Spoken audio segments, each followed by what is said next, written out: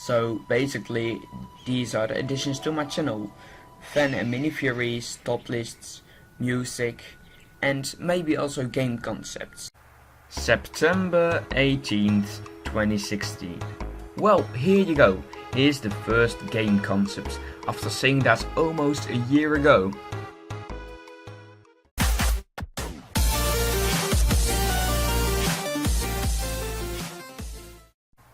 Hi guys, Ravio within Worlds here. So some time ago I came up with a genius game concept, a Pokémon Fire Emblem crossover. These games would match up perfectly.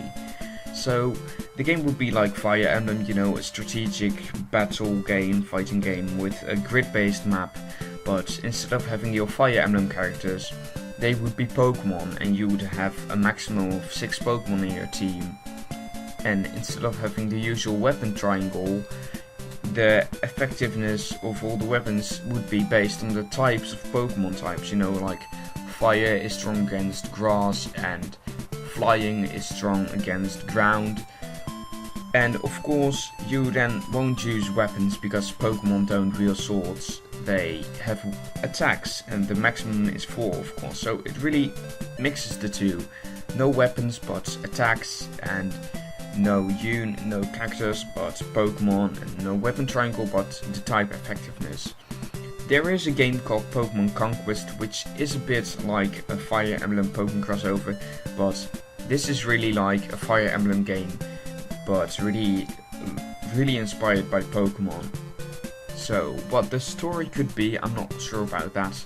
It could be like a more typical Pokemon story where you beat the gym leaders and become champion, or a more like epic story, more like a story-based Pokemon game with lots of cool things going around.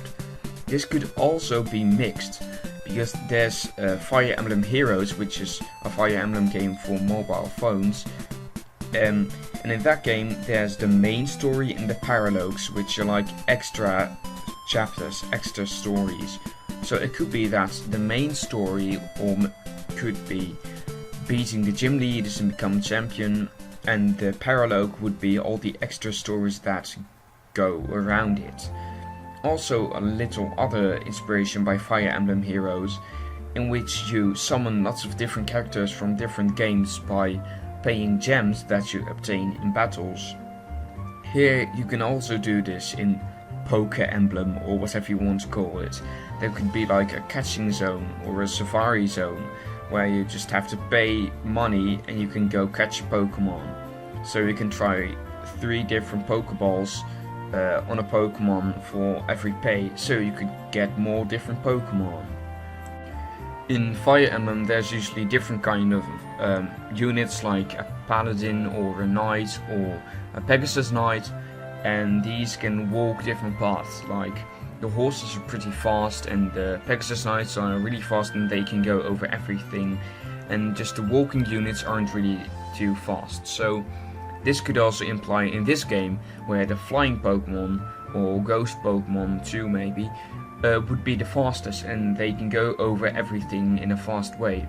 Then the Pokemon that walk on 4 feet would be faster, they would be like horses, like Ponyta for example.